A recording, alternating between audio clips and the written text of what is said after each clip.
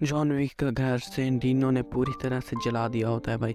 अब John Wick क्या करेगा सेंटिनो के साथ, चलो देखते हैं। कहानी के शुरू होते ही हमें बहुत सारा पैसा और सोना दिखाया जाता है जो कि अब्राहम का होता है।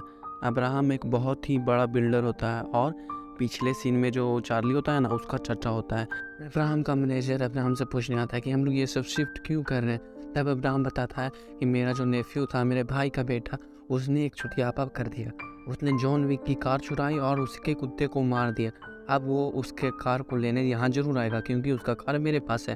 और होता है भी ऐसा ही है, जॉन विक यहाँ आ चुका है और सभी को बहुत बेरहमी से मार रहा हो। वो अपने कार को खोज रहा होता है और इसीलिए अब्राहम काफ़ी ज़्यादा डर रहा होता है उससे। जॉन विक को उसका कार मिल जाता है और वो देखते ही उस कार को चालू करके वहाँ से सबको चढ़ाते हुए, सब पे चढ़ाते हुए निकल जाता है भाई। का जॉन विक का बात ही अलग यार, उस हर चीज़ में एकदम आगे है। जॉन विक को यहाँ कुछ लोग आते हैं मारने और वो इतना गुस्सा हो जाता है कि वो सबको मारने लगता है भाई। और अपनी कार को, प्यारी सी कार को खुद से ही बर्बाद कर लेता है क्योंकि बदला तो बदला है, लेके रहेंगे चाहे जैसे ले। और वो सबको मारते मारते थक जाता है और वो सोचता है कि चलो यार, ये कितनों को मारेंगे हम, चलो शांति समझौता कर लेते हैं।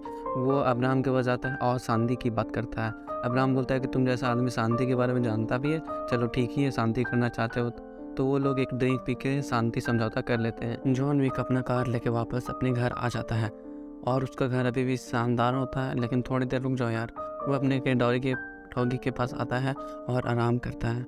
और बहुत ही थक जाने के बाद जब वो अपनी एक दोस्त को बुलाता है अपने कार रिपेयर करने के लिए, तो वो दिखाता है अपनी कार। तो उसका दोस्त बोलता है, तुमने ये क्या कर दिया यार, मुझे लगता था कि तुम अपनी कार को पसंद करते हो। लेकिन वो बनाने को तैयार हो जाता है। जॉन विक अपने सारे हथियार अब बंद करके उस पे अंदर दफना के प्लास्टर कर देता है। तभी उससे एक दोस्त मिलने आता है जिसका नाम सेंटिनो होता है। वो हाई टेबल से जुड़ा हुआ इंसान होता है, मतलब हाई टेबल मतलब इन सारे गुंडों का बाप के, मतलब बोल सकते हो, उससे जुड़ा हुआ इंसान होता है। सेंटिनो के पास जॉन का एक मार्कर होता है जो कि मार्कर पूरा करना ही होगा जॉन को। इस पे जॉन का अंगूठे का निशान होता है और सेंटिनो को अंगूठे का निशान यहाँ पे होना ज़रूरी है, वरना कॉन्सिक्वेंसेस यानी बाधाएं आ सकती है जॉन विक को। लेकिन जॉन विक तभी मना कर देता है उसके मार्कर को लेने समय। और यहाँ पर सेंटिनो गुस्सा हो जाता है और इसीलिए वो जॉन का घर उड़ा देता है। और यहाँ पे जब जॉन का घर उड़ा चुका है, अब जॉन क्या ही करेगा। वो काफ़ी ज़्यादा गुस्से में होता है भाई। उसका पूरा घर, उसकी सारी यादें अब जल चुकी होती है। अब वो किससे बदला लेगा यार, अब उसके पास उसका मार्कर है। जब तक सेंटिनो के पास जॉन का मार्कर है वो कुछ नहीं कर सकता। जॉन कॉन्टिनेंटल होटल जाता है और मैनेजर से बोलता है, तब मैनेजर बोलता है मैं इसमें कुछ मदद नहीं कर सकता, तुम्हें उसका मार्कर पूरा करना ही होगा और तुम उसे कुछ भी नहीं कर सकते।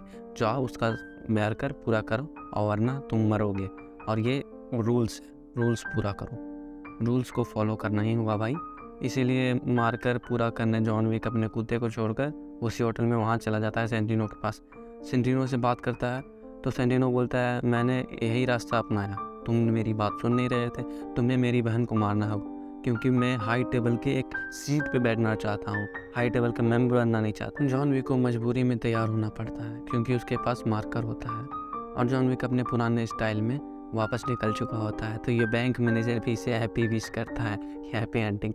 वो रोम में आ चुका है। जॉन विक अपनी तैयारी शुरू कर देता है। वो एक ब्लेज़र सिलवाता है जो कि बुलेट प्रूफ होना चाहिए। मैप्स देखता है जहाँ पे वो प्रोग्राम हो रहा है, वो सारी चाबियाँ उससे लेकर उससे कुछ सोना दे देता है। मतलब अपनी तैयारी जॉन विक बहुत ही अच्छे से कर लिया होता है। वो सारी गन्स, बंदूकें, वो सब कर तैयार कर लेता है। और जहाँ पे मतलब प्रोग्राम हो रहा था, जहाँ पे सेटिनो की बहन आने वाली है होती है, आ चुकी है भाई, आने वाली होती है क्या, और वो शावर लेने के लिए अकेले उस रूम में होती है। तो तभी वहाँ पे जॉन विक आ जाता है। जॉन विक को सारी खुफिया जगहें पता होती है, लेकिन वो बोलती है कि तुम यहाँ मार्कर पूरा करने हुए।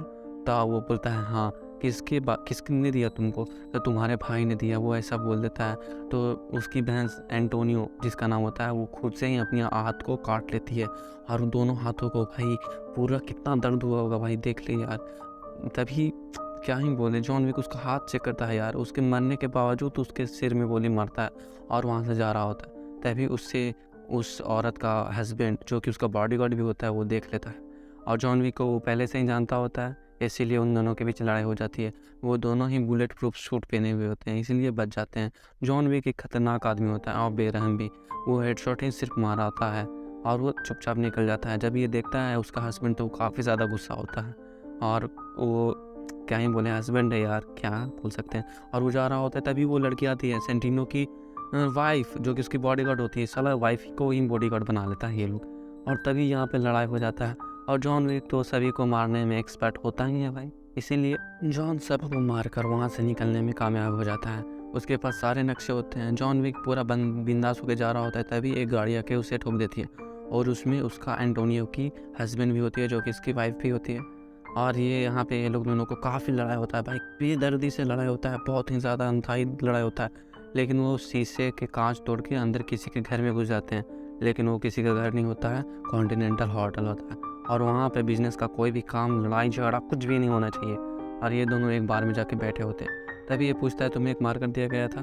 तो हाँ, तो किसका? तो उसका ब्रदर का। तो इस बात पे वो कुछ नहीं बोलता कि हाँ तुम्हारा मजबूरी था, लेकिन eye for an eye. John Wick को वो टकला धमकी देकर वहाँ से चला जाता है। जब सेंटिनो जॉन को कॉल करता है तो जॉन काट देता है फ़ोन, क्योंकि सेंटिनो ने जॉन को मारने की कोशिश की थी, और इसीलिए वो सेंटिनो साला हरामी है एक नंबर का।